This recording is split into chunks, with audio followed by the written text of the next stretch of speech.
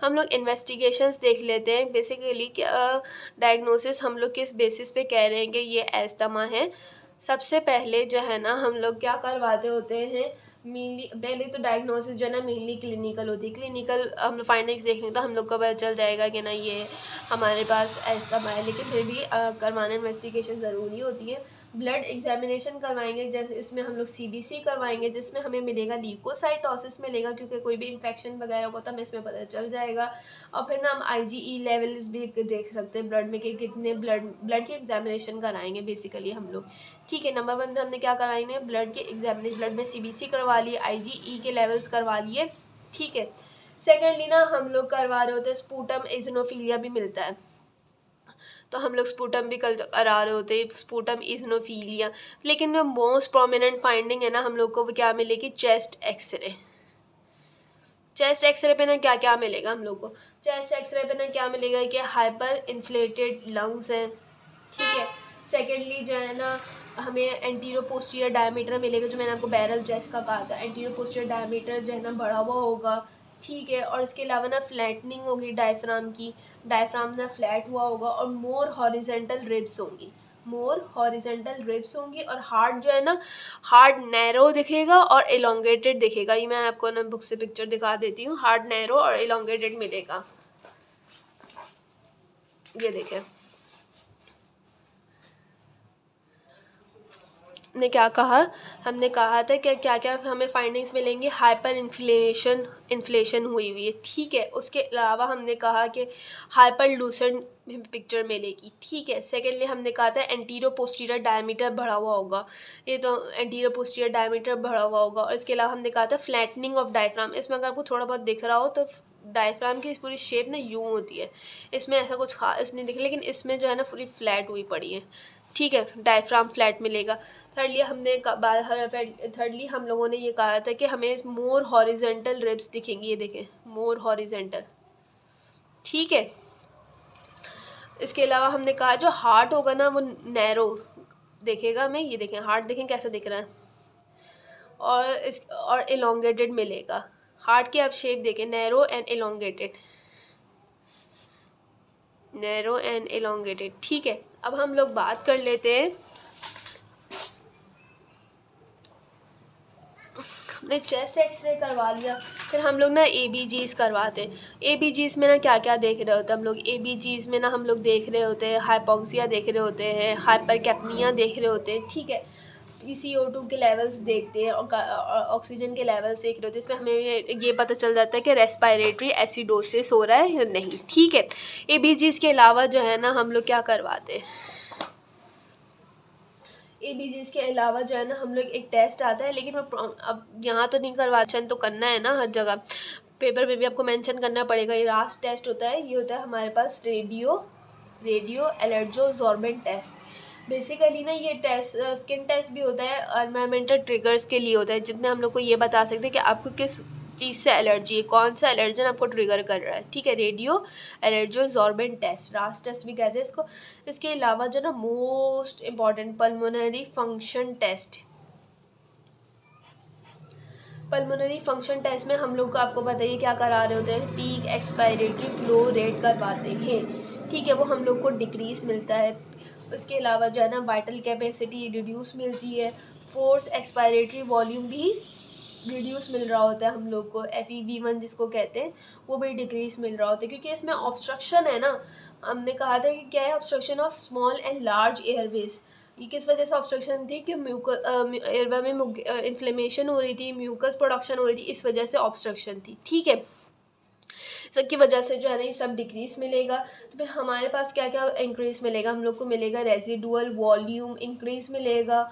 इसके अलावा जो टोटल लंग कैपेसिटी होगी ना वो हमें इंक्रीज मिलेगी, और फंक्शनल रेजिडुअल कैपेसिटी, ये तीनों चीज़ें जो है ना हमारे पास इंक्रीज मिलेंगी। तो अब ने ये याद रखना है। ठीक है, उसके अलावा अगर हम लोग बात करें ना, कुछ जगह पे हम लोग एंटी इन्फ्लेमेटरी जो ये पीक एक्सपायरेटरी फ्लो रेट है ना, ये मॉर्निंग और नाइट में करा के देखते हैं। तो उसमें से हमें डिफरेंस, अगर हमारे पास 15 to 20% से ज़्यादा होता है ना, तो हम लोग डेफिनेटिंग फीचर कहते हैं कि एस्थमा की वजह से। इसलिए 15 to 20% का क्या सीन है, हम लोग पेशेंट को जो है ना ब्रोंकोडायलेटर देते हैं और या एंटी इन्फ्लेमेटरी देते हैं और चेक करते हैं मॉर्निंग और नाइट में। अगर ये 15 to 20% जो है ना ठीक हो रहा है, तो मतलब ये डेफिनेटिव केस है एस्थमा का। ठीक है। अब हम लोग बात कर लेते हैं कुछ डिफरेंशियल डायग्नोसिस की। अब हर डायग्नोस तो हमारे पास प्रोविजनल पूरा डिफरेंस हो गया कि ये हमारे पास एस्थमा है, लेकिन ये किन किन कंडीशंस में और हो सकता है। तो डिफरेंशियल डायग्नोसिस तो आपको हर हाल में पता होना चाहिए, क्योंकि जो है ना, क्योंकि एस्थमा एक ऐसा टॉपिक है जो आप लोग कब से पढ़ते हुए आ रहे होते हैं, फर्स्ट ईयर से, सेकेंड ईयर, थर्ड ईयर से। तो फाइनल में जो है ना, अब आपसे डी पूछा करते हैं कि डी बताओ, डिफरेंशियल्स बताओ। तो वीजिंग ब्रोंकाइटिस जो है ना, हम लोगों को क्रूप में मिल सकता है। इसके अलावा एक्यूट ब्रोंकियोलाइटिस में मिल सकता है, नमूनिया में मिल सकता है, पर्टूसिस में मिल सकता है, वीजिंग ब्रोंकाइटिस। ठीक है। उसके अलावा ना डी में हम लोग लिख सकते हैं कि फॉरेन बॉडी कोई एयरवे में है, इस वजह से जो है ना और वे में ऑब्स्ट्रक्शन लग रही है। उसके अलावा ना हम कह सकते हैं कि एंड्रोब्रोंकियल टीबी है, ये लिम्फ नोड है जो कि प्रेस कर रहा है, कोई इनलार्ज लिम्फ नोड है जो ब्रोंकाई को प्रेस कर रहा है। सिस्टिक फाइब्रोसिस हो गया, कॉन्जेनाइटल मेल फॉर्मेशंस हो गई जैसे कि वेस्कुलर रिंग हो गई, या फिर कार्डियक एस्थमा हो गया। ये सब जो है डी में आते हैं। आपने बस ये नाम मेंशन कर देते हैं कि क्रूप हो सकता है, ब्रोंकियोलाइटिस हो सकता है, नमूनिया, पर्टूसिस, दैट्स इट। अच्छा, क्या क्या कॉम्प्लिकेशंस क्या क्या हो सकती हैं? बेसिकली क्या है ना, इसमें हो सकता है कि न्यूमोथोरैक्स हो जाए, या फिर जो है ना न्यूमोमीडियास्टिनम हो जाए, न्यूमोमीडियास्टिनम हो जाए, या फिर जो है ना ऐसा भी हो सकता है क्योंकि बच्चा है ना कि डिलेड मैचुरेशन हो, डिलेड मैचुरेशन और हो, या डिलेड जो है ना प्यूबर्टल ग्रोथ हो जाए, वेलोसिटी की जो जिस हिसाब से नॉर्मल हो जाए ना उससे डिलेड हो जाए। ठीक है, ये हम बच्चों में बात करी हमने, इसमें डिलेड में मैचुरेशन में। ठीक है। अब हमने ना इसको मैनेज कैसे करना है, मोस्ट इम्पॉर्टेंट थिंग कि हमने इस बच्चे को मैनेज कैसे करना है। ये सबसे पहले जो है ना ऑक्सीजन मस्ट है। ऑक्सीजन एडमिनिस्ट्रेट करना है बाय द मास्क या नेजल प्रोंग्स, और 2 to 3 लीटर पर मिनट। उसके अलावा जो है ना हमने क्या देना है, शॉर्ट एक्टिंग देना है सेल्ब्यूटामोल। बेसिकली ये क्या है, ये है हमारे पास अल्फ़ा अभी ये है हमारे पास बीटा अगोनिस्ट है, शॉर्ट एक्टिंग बीटा अगोनिस्ट है। तो हम लोगों ने सेल्ब्यूटामोल देना है, नेबुलाइजेशन करके देते हैं भले, सेल्ब्यूटामोल देना है। उसके अलावा जो है ना हम लोगों ने एड्रेलिन देना है, लेकिन एड्रेलिन ना पेशेंट में ख्याल रखना है कि एड्रेलिन उन पेशेंट्स में ना दिया जाए जिनमें जो है ना जिन पेशेंट्स में हार्ट रेट जो है ना अबव 180 पर मिनट हो, क्योंकि एड्रेलिन जो आपको पता है हार्ट रेट को भी मज़ीद बढ़ा देगा, तो फिर मसला हो जाएगा ना, इसलिए एड्रेलिन उन पेशेंट्स में नहीं देना। इसके अलावा जो है ना थियोफाइलिन दे सकते हैं और टर्ब्यूटालिन दे सकते हैं। टर्ब्यूटालिन भी ना सेलेक्टिव बीटा 2 अगोनिस्ट है। ठीक है। उसके अलावा जो है ना हाइड्रोकॉर्टिसोन कॉर्टिकोस्टेरॉइड, ये हम एंटी इन्फ्लेमेटरी भी है। ये हमने किन कंडीशंस में देना है, ये बेसिकली किस फेज़ में, मैंने आपको बताया था लेट फेज़ जो इम्यून रिएक्शन है ना उसमें ये ना बहुत हेल्पफुल है। तो हमने उन केसेस में कोशिश करनी है कि दें हाइड्रोकॉर्टिसोन। ठीक है। और पेशेंट को कहना है कि हाइड्रेशन को मेंटेन रखें, एडिक्वेट हाइड्रेशन का हम लोग क्यों कह रहे हैं, बेसिकली हाइड्रेशन का इसलिए कह रहे हैं क्योंकि जो थियोफाइलिन है ना, अगर थियोफाइलिन दे रहे हैं तो इसका ना एक डायूरेटिक इफेक्ट भी है, जिसकी वजह से जो है ना वाटर जो है ना पास आउट होता जाएगा, और पेशेंट में भी ना ऐसा भी हो सकता है कि पेशेंट को पता ही ना चले कि वो ना डिहाइड्रेशन के सिम्टम्स प्रेजेंट करे। तो इसको ना एडिक्वेट हाइड्रेशन मेंटेन करनी है।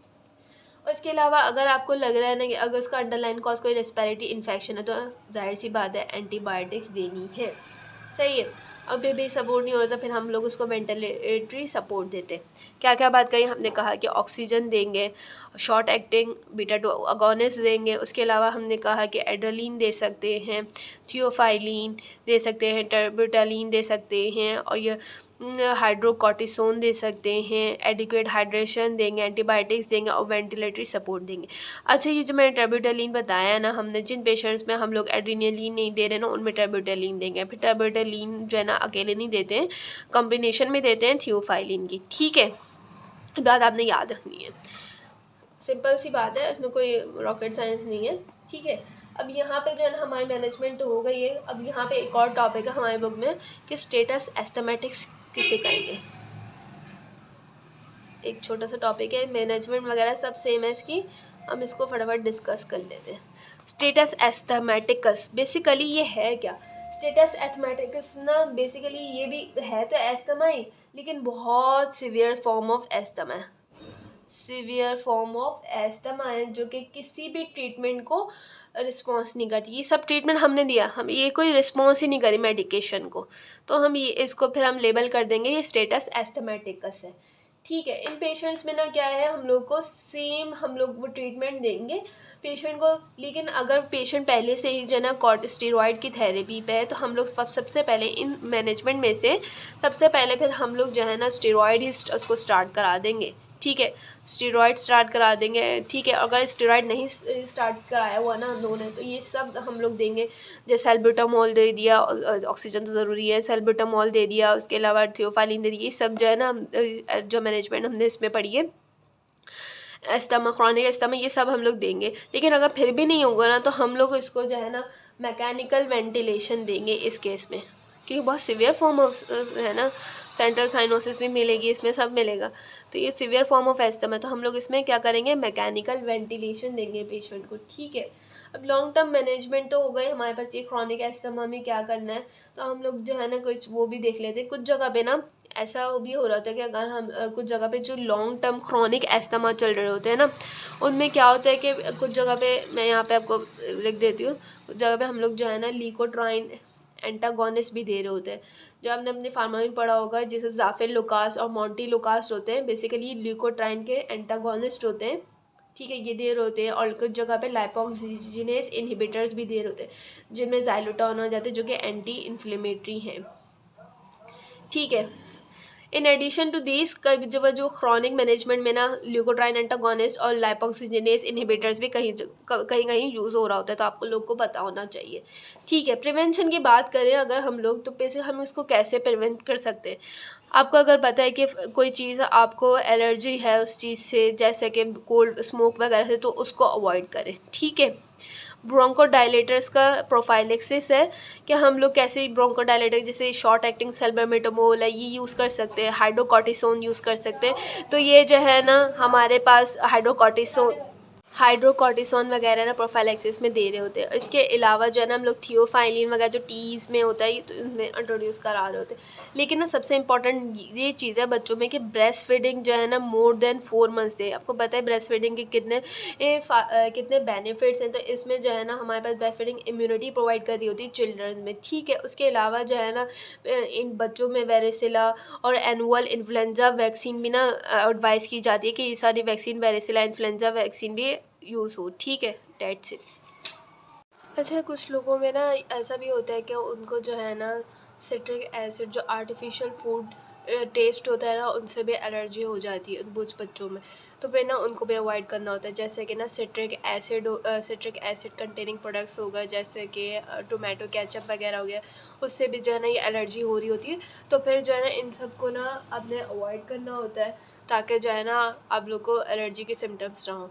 फिर सेकेंडली जो है ना हमने यहाँ पे बात भी करी थी प्रिवेंशन में कि अवॉइड इरिटेंट्स में ना, जैसे कि अगर के उसको डस्ट एलर्जी है तो डस्ट से प्रिवेंट करेंगे इरिटेंट हो, या फिर अगर जो है ना घर में कोई ऐसा एनिमल है जो फर वाला एनिमल है, जैसे एनिमल्स हो गया, एनिमल्स में जैसे कैट हो गई, तो उसको जो है ना घर से हटा देंगे, या फिर घर में जो है ना कारपेट्स बिछे हुए, तो कारपेट माइट की वजह से भी एलर्जी हो सकती है, तो उन सबको जो है ना निकाल देंगे, उन सबको कारपेट को निकाल देंगे घर से। ठीक है, ये सब जो है ना इरिटेंट्स आपको पता होना चाहिए। अच्छा, प्रीवियसली जो है ना मैंने इन्वेस्टिगेशंस में एक बात बताई थी कि स्पूटम इज़नोफिलिया होगा। यहाँ पे मैं एक बात बताना भूल गई थी कि ना जब स्पूटम इज़नोफिलिया होगा ना तो हमने ये भी चेक करना है, हमने उसके स्टूल डीआरबी कराना है, क्योंकि जो है ना कुछ हमारे पास पैरासाइट्स होते हैं जिसकी वजह से भी ना स्पूटम में इज़नोफिल्स बढ़ जाते हैं, जैसा कि हमारे पास एस्कैरिस होता है और ये एंस्कालोस्टोमा ड्यूडेनाइल होता है। ये दोनों ऑर्गेनिजम्स भी जिनके लाइफ साइकिल क्या है कि लंग में जाते हैं, जिसकी वजह से ना लंग में जाते हैं, फिर एल्वेलाई में जाते हैं, जिसके रिस्पॉन्स में जो है ना इज़नोफिल्स का लेवल बढ़ जाता है। तो आपने हमेशा जो है ना जब भी स्पूटम इज़नोफिलिया मिल रहा है तो स्टूल डीआरबी करवाना है, ठीक है।